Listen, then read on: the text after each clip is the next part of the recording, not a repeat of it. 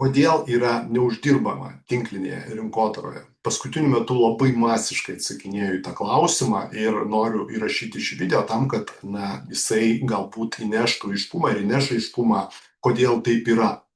Pirmiausia, apsispręskime dėl terminų.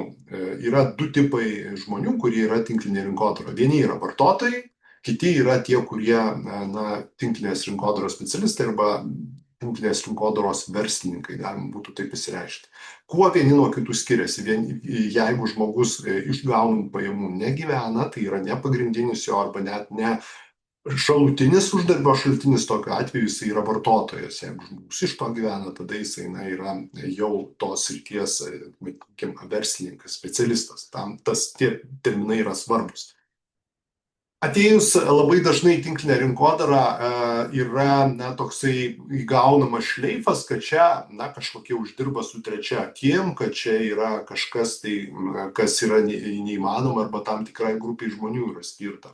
Tai pirmas momentas, kurį jūs atėję į tinklinę rinkodarą, pirmas klausimas, jeigu jūs čia ateina dėl pinigų, o čia dėja dažnai ateina žmonės ne dėl pinigų arba save tiesiog bando apgauti, nes ego visada mums įrodys, kad čia aš esu dėl produktų, dėl žmonių, dėl dar kažko. Tai, mėlyjeji, visada reikia apsispręsti ir pasiklausyti ir įsigilinti, dėl ko jūs čia.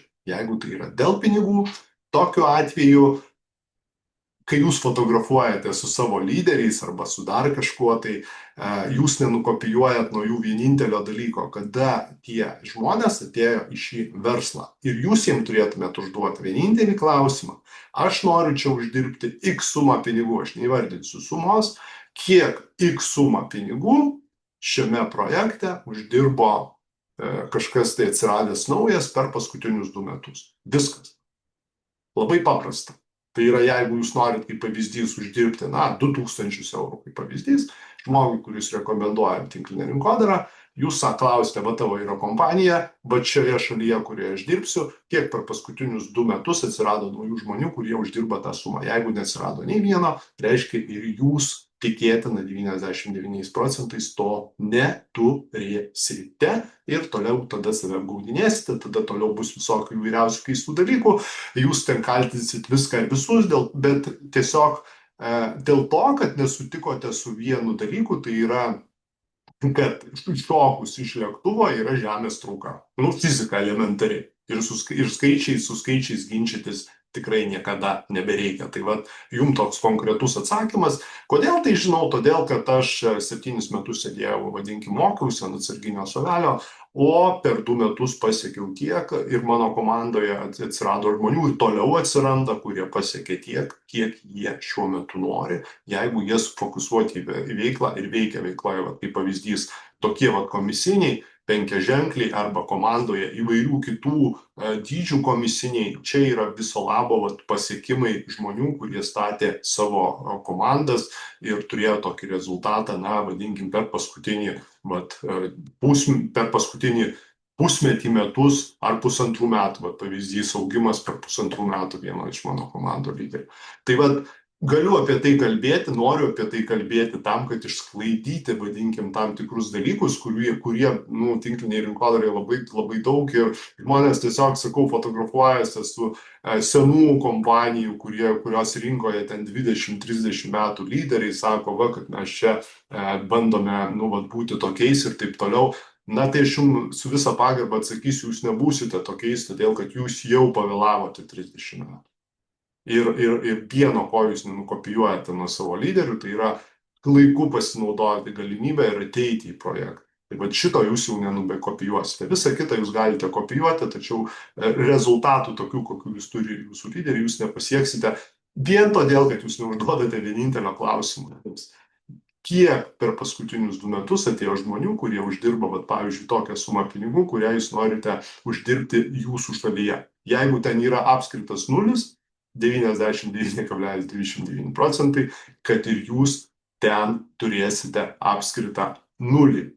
Taip pat taupydamas jūsų laiką įrašau jums šį video, Padirbėkite su savo lyderiais, pasižiūrėkite, kas yra rinkoje, padirbėkite su savo sponsoriu, įsigryninkite savo tikslus iš tikrųjų, kodėl jūs esate, nepasiduokite ant ego ten tokių kabliukų, kad oi, aš čia ne dėl pinigų, aš čia dėl kažko tai ten, nežinau, kažkokių aukštesnių materijų ir tikslų ir užmaskuoja, vadinkim, tą visą, o jūs sėdite su tas banko sąskaita, kuri nori daugiau ir po to sakote, kad čia pinigų nėra ar dar kažko. Jeigu kopijuojate savo lyderius, kopijuokite už 100%, o neišimkite, žinot, kaip iš šaltibarščius viską sudėjote, tačiau burokėlius pamiršote ir sakote, nu, tie žmonės turi, jie kažkokie ypatingi. Neypatingi jie tiesiog atėjo, jeigu jau kopijuokit viską. Ir kada jie atėjo, ir kokiom sąlygom jie atėjo, ir visą kitą.